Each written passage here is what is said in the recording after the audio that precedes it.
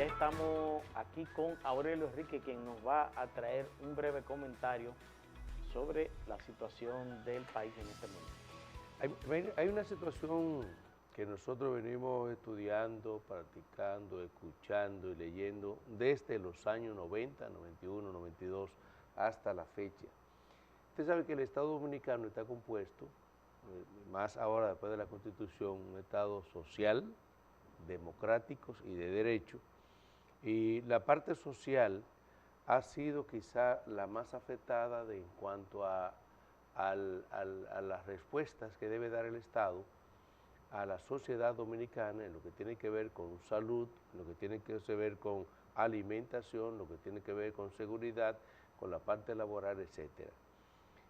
Y nosotros tenemos tres grandes reformas que la hemos venido posponiendo desde los años 1990. Ustedes recuerdan, aquellos que tenemos alguna edad, que en el 90 aquí hubo una crisis sin precedentes, tanto la parte política, lo que yo digo que fue lo que provocó más o destapó más la parte de la crisis económica en el país, que en su sazón era presidente Joaquín Balaguer, en la que nosotros tenemos que hacer filas, grandes filas para poder conseguir el combustible, poder conseguir la gasolina, el gas, que ahí empezaba a desarrollarse más bien el uso de gas y eliminar lo que es la leña y el carbón en la República Dominicana. Y a partir de ahí eso provocó que aquí se hicieran tres grandes reformas históricas que ya tienen más de 30 años. Es decir, la reforma tributaria, que ha sido histórica, que hemos ido colocándole parches, resoluciones, etcétera, para que funcione, lo que es lo que nosotros pagamos en la Dirección General de Impuestos Internos, la reforma arancelaria, que son los ingresos que llegan a través de servicios exteriores, las importaciones y exportaciones de productos, de bienes y servicios que llegan al país, que eso también ha venido provocando una serie de parches, reformas a media tintas, sin mucha responsabilidad, porque la gente lo que quiere cada vez pagar menos. La otra reforma es la reforma que es del trabajo, la reforma laboral. Todas estas tres reformas vinieron fruto de una crisis sin precedentes que ocurrió en el año 90, en la que la inflación, si ustedes recuerdan, el precio del combustible, los precios de los productos de primera necesidad no estaban tan altos. A partir de ahí, de los años 90, eso fue una explosión que ocurrió aquí con relación a la inflación, que provocó la crisis, y esa crisis hizo colocar cierto rigor de control y buscar la alternativa con todos los sectores de la vida nacional, empresarios, las iglesias, el gobierno, sector laboral, las centrales sindicales que estaban en esos momentos así, y el sector político nacional. ¿Qué pasa? ¿Qué ha pasado con esto? Que a partir de ahí el país se ha ido desarrollando, llega un nuevo gobierno en 1996, que fue encabezado por Leonel Fernández. Eso empezó a abrir el campo nacional e internacional. Vino luego lo que son los acuerdos internacionales de apertura comercial de CASTA, que fue Estados Unidos, todos los países de Centroamérica y el Caribe y República Dominicana. También se desarrolló para esa época el EPA, es decir, el acuerdo de República Dominicana con todos los países que conforman la Unión Europea, que eran 27 países, y eso ha ido provocando ciertos parches para que se pueda ir desarrollando el país. Ya en el 2000, ustedes recuerdan que el presupuesto, Alexander, eran unos 20.000 pesos, 20.000 millones. 21.000 millones. 21.000 millones cuando se asumió, cuando Leonel Fernández asumió la presidencia de la República en el 96. Observen esos 20.000 millones a más de 1.475.000 millones, que es el presupuesto ahora en la República Dominicana. ¿Qué ha provocado esto? Que en el 2012, luego de la Constitución, luego que se abre la apertura, que se establece el Estado social y democrático de derecho en la Constitución, ya el Estado está obligado a buscar incentivos para los pobres, incentivos para para las ONG, para que hagan proyectos especiales que no pueda hacer el gobierno en un momento determinado, incentivos a los industriales, incentivos a la agricultura, incentivos a todo el mundo. Y empieza a hacerse programas especiales ya en el 2012 con el ascenso a la presidencia de Danilo Medina. ¿Qué hizo esto? Que también ocurrió una crisis y provocó que el Congreso y todas las fuerzas vivas de la nación hicieran esa gran propuesta de rectificación fiscal, que no era más que, para decir exactamente, la ley 253/12, que le llamaron rectificación fiscal, pero la ley se llama fortalecimiento de capacidad de recaudatoria del Estado para la sostenibilidad fiscal y el desarrollo sostenible. ¿De dónde viene eso? Del Objetivo de Desarrollo del Milenio, que desde el 2012 al 2030 hay una cantidad de objetivos que todo el mundo debe cumplir y que el país firmó.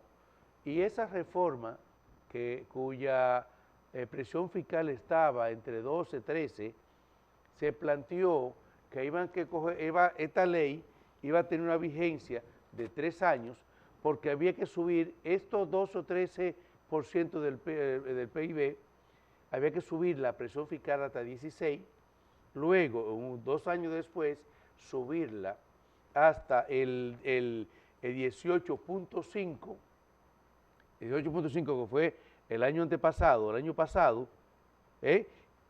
antepasado debió estar en 18.5, y que al día de hoy, esa presión fiscal estuviera en la media de América Latina, que sería de un 22.4%. ¿Qué conllevaría eso? Una reforma fiscal integral. ¿Qué pasa con esa reforma fiscal integral? Que cada gobierno quiere hacerlo, pero si la dejaron pasar un año de su gestión, viene el segundo año, que es electoral, el tercer año no se puede hacer porque afecta el bolsillo de la gente, y eso se deja, y dicen todos los políticos que en elecciones no se hace reforma fiscal.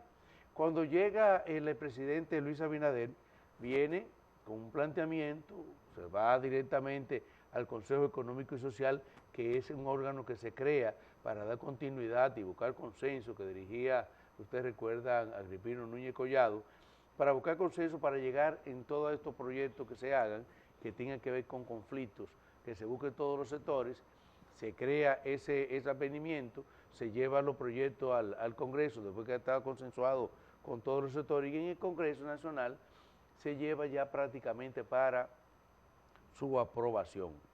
Esta reforma fiscal ha sido boicoteada, podríamos decir, con todos los partidos políticos, con todos los sectores políticos.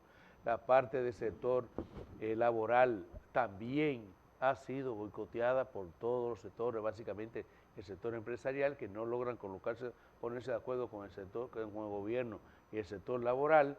Esta reforma laboral lleva en discusión, que no ha sido sometida a ningún cambio casi, en discusión ser no menos de 10 años. Primero, porque los empresarios, al llegar la ley de seguridad social, dicen que ya las prestaciones laborales ya no tienen sentido, que hay que darle más horas de trabajo, que hay que involucrar más beneficio al empresariado, etcétera, etcétera. Y eso lo que ha provocado es un tremendo desorden, en la que nosotros yo creo que tenemos como 10 o 12 salarios mínimos. Uno el sector privado, uno el sector salud, uno el sector turismo, otro sector de zona franca, etcétera, etcétera. ¿Qué ha provocado esto? Que nosotros nos estamos manteniendo con un sistema económico, laboral, tributario y arancelario de bajas presiones fiscales, lo que no nos permite a nosotros acceder a grandes capitales del mundo que pueden contribuir con el desarrollo del milenio, que lo tenemos casi a 6 años. Eso en el 2030 tenemos que cumplir una serie de requisitos establecidos que van a depender lógicamente de esta reforma, de los ingresos que tenga el Estado para poder aplicar esta reforma social que necesita el pueblo dominicano. Yo creo que el Estado dominicano, que el sector público, el sector empresarial, debe sentarse tranquilo y ver Si nosotros queremos bienestar para el pueblo, más desarrollo para el país, nosotros tenemos que abrir y sincerizar lo que son los impuestos que debemos pagar. Sincerizar los impuestos. Y el comentario que decía, que hizo Alexander ahorita sobre la corrupción, fortalecer esta parte de la corrupción. Porque a mí me duele, por ejemplo, muchas veces que a mí me cobran impuestos, que me cobran de mi salario, que me cobran de la compañía, que me cobran de los beneficios que yo tengo, para que vaya directamente a la DGI, lo que yo importe, vaya, el impuesto que tengan que pagar, vaya al erario público, y que luego un grupito de corruptos se lleve mi dinero a su uso personal, o que se malinvierta en una obra que es innecesaria, por solamente ganar dinero.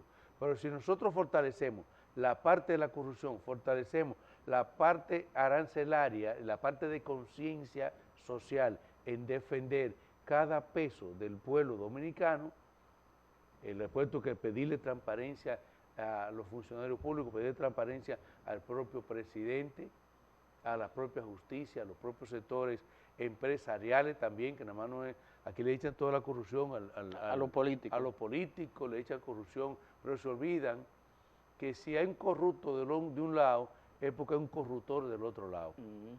Si usted le acepta el soborno, le acepta la corrupción, le acepta que para usted recibir un servicio público tenga que pagar un adicional, eso está mal. Y eso es parte de la conciencia nacional que nosotros entendemos que debe ser revisado y que la fuerza social, política, empresarial, religiosa, toda la religión y la fuerza social organizada, las ONG organizadas como aquella, Finjo, la otra que tú dices que no se siente, que no se siente. No, creo que los gremios profesionales, las asociaciones, velar por ese derecho. Sonia Díaz me dijo que sí, que Participación Ciudadana participa. Que es un problema financiero. Sí, ellos están invitados, que parece, no sé para qué día va a ser, pero sí, van a venir a ofrecer. Y yo creo que es algo que nosotros debemos luchar entre todos. Y desde este programa vamos a seguir insistiendo con eso. Vamos a seguir insistiendo con los problemas que afectan a la sociedad, con la corrupción vamos a seguir insistiendo, no nos vamos a cansar, porque entre todos tenemos que contribuir a esto. Si nosotros no tenemos ingresos suficientes en cada presupuesto que vamos a tener la presión en el Congreso cada año de que hay que someter, ahora son 363.000 millones de pesos para poder financiar la parte presupuestaria, para poder construir más escuelas, poder construir más hospitales, poder construir más vías de acceso, poder sembrar el campo para garantizar la alimentación del pueblo y para sostener el Estado dominicano y sostener esos subsidios que está haciendo el gobierno. Yo creo que tenemos que seguir defendiendo, apoyar las cosas buenas que se hacen, criticar las cosas malas que se hacen, para nosotros poder tener un buen país bien orientado, bien encaminado y que no sea dilapidado como se han hecho en el pasado reciente, que lo hemos visto aquí actualmente. Bueno, ahora